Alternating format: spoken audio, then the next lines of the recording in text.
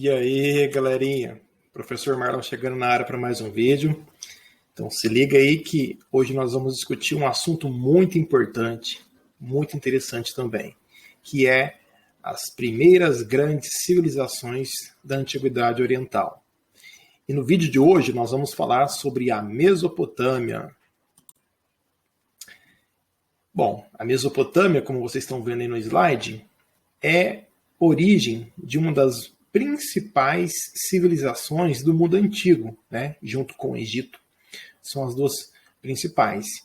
E vai ser na Mesopotâmia que nós vamos observar o surgimento de várias das grandes características que contribuíram para o desenvolvimento da vida em sociedade, como, por exemplo, a escrita cuneiforme, a sua tradicional forma de construção, né, por meio de tijolos dos adobes. Aí vocês podem observar a questão aí da Torre de Babel, né, que era um zigurate. Então nós temos muita coisa importante e interessante também para falar sobre a Mesopotâmia. Então o primeiro ponto que eu destaco para vocês é a questão do crescente fértil. Esse conceito vai trazer para você a seguinte ideia. Entre as regiões que se estende lá do norte do continente africano, onde você tem o rio Nilo que vai desaguar lá no mar Mediterrâneo, até a porção oriental ali, na região da Mesopotâmia, onde vai se encontrar os dois rios, o rio Tigre e o rio Eufrates, você vai ter um território caracterizado por ser alagadiço, né? Principalmente nas estações de cheia dos rios, né? Se tornando extremamente fértil para o cultivo. Tá? Então, o conceito de crescente fértil faz referência a uma lua crescente e, do ponto de vista histórico, demonstra aí um território em que se tornou muito fértil para se produzir alimento. Naturalmente, aqui vai ser importante para o desenvolvimento das civilizações, né? Tanto no Egito quanto na Mesopotâmia, tá bom? Então, a base para a gente pensar o surgimento desses estados na antiguidade é, sem sombra de dúvida, associar aqui a essas duas regiões aqui, a esse conceito aqui do crescente fértil, tá bom? Quando a gente pensa em primeiros estados da antiguidade, é muito importante a gente levar em consideração dois aspectos. O primeiro deles, a gente observa que lá na antiguidade os grupos eles tinham por função migrar de uma região a outra em busca de alimento, mas quando eles descobrem a agricultura, ou seja, quando eles começam a produzir o próprio alimento, eles já vão buscar locais específicos para viver. Então, os primeiros grupos vão se tornarem sedentários, né, às margens de grandes cursos de rios. A gente acabou de ver aqui o conceito de crescente fértil. Então, eles vão se estabelecer bem às margens dos grandes cursos de rios. E aí ganha destaque o Nilo, o Tigre e o rio Eufrates. Do ponto de vista da organização dessas primeiras comunidades, é essencial a gente pensar por meio dessa abordagem, no qual aqui eles vão ter condições de produzir o próprio alimento, né, cultivar os grãos, que são fundamentais para garantir a sobrevivência de todo o grupo, e também é essencial para nós pensarmos como é que vai se estruturar, como se organiza esses primeiros estados, uma vez que aqui nessa antiguidade oriental, nós vamos ter uma concentração absoluta de poderes nas mãos dos reis. Né? Então esse rei ele vai ter um poder, uma função política, que também é demasiadamente forte na dimensão religiosa, né? Já que ele era representante dos deuses na Terra e, na maioria dos casos, assumia até a forma humana, né? E, por outro lado, do ponto de vista político-econômico, é essencial para a gente começar a pensar, a discutir a questão das cidades-estados. Então, a origem desses estados está associada a essa concentração de poderes nas mãos desses reis. Quando nós pensamos em Mesopotâmia, o primeiro grande estado, ou a primeira grande cidade-estado que surge, é a Suméria.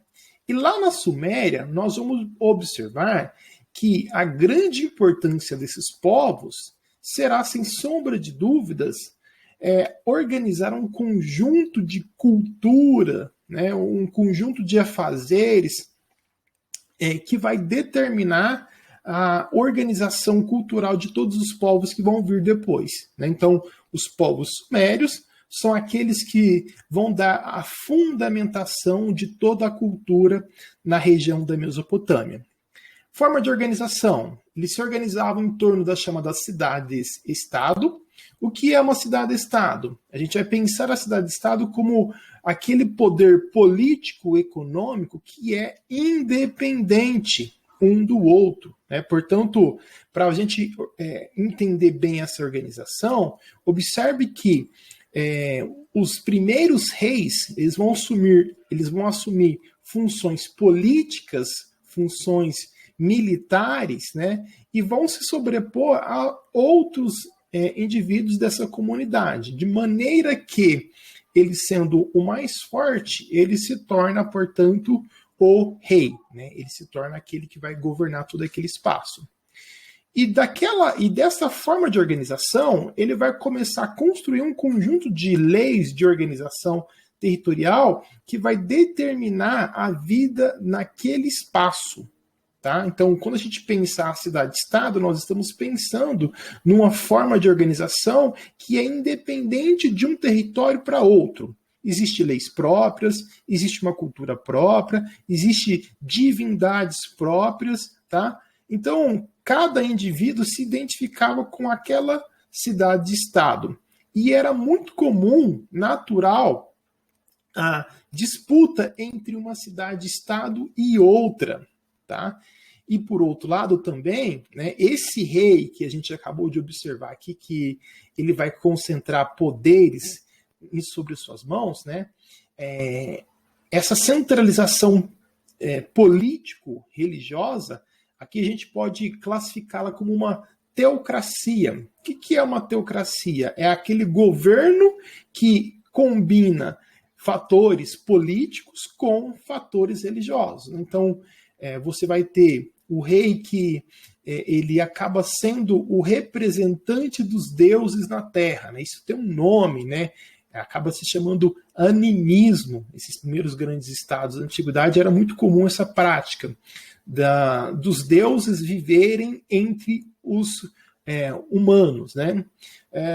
E até, em muitos casos, assumiam formas humanas. Isso chama-se antroposomorfismo, né? Que é a combinação de elementos que vão associar aqui a figura do humano e de um animal, né? Muitas vezes a representação física desse deus aparece dessa forma, né? Vamos lembrar no Egito Antigo da famosa esfinge, né? Então, o antroposomorfismo.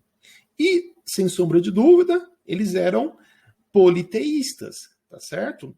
Então, eles acreditavam em vários deuses. Toda essa concepção de uma crença religiosa que se baseava na existência de vários deuses e que o rei ele era o representante desses deuses na Terra, alimenta a forma de organização dessas cidades-estados, como a gente está vendo aqui. Estamos classificando elas como uma teocracia, né? Então, é um governo caracterizado pela organização baseada tanto no poder político quanto no poder religioso. Como que os historiadores conseguem classificar toda essa organização? Por meio de vestígios arqueológicos, né?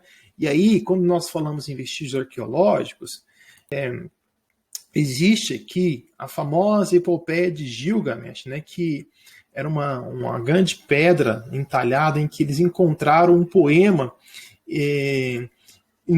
Neste poema estava gravada várias informações que se tornaram essenciais para os historiadores compreenderem esses povos, né? Então, lá, os historiadores conseguiram observar que o conflito era constante entre essas cidades, né? E que a existência desses conflitos é essencial para nós conseguirmos observar que na região da Mesopotâmia nós tivemos períodos em que alguns povos vão controlar, vão exercer o domínio, porém, eles vão serem substituídos por outros povos. Então, para vocês terem ideia, na região da Mesopotâmia, nós tivemos mais de 1000 cidades-estados, com períodos aqui em que uma ou outra cidade vai exercer essa hegemonia. Nós falamos hoje um pouco da Suméria, né? Porque eles vão ser os responsáveis por criar uma base cultural que é essencial para a gente pensar toda a organização do povo mesopotâmico, como, por exemplo, a origem da escrita cuneiforme, né? A forma como eles constroem a partir de tijolos de argila, que se chama adobe, a fundamentação religiosa baseada na crença em vários deuses e a forma como esses deuses adquirem uma grande personalidade perante a sociedade, a construção de canais de irrigação, que a gente pode chamar isso de sociedades hidráulicas, né? Então, todas essas características, elas são essenciais para a gente pensar toda a organização dos povos da região da Mesopotâmia. Tá bom? Por hoje era isso. Espero que vocês tenham gostado do vídeo. E se você gostou, deixa seu joinha, curta e compartilha esse vídeo. Tchau, tchau. Obrigado.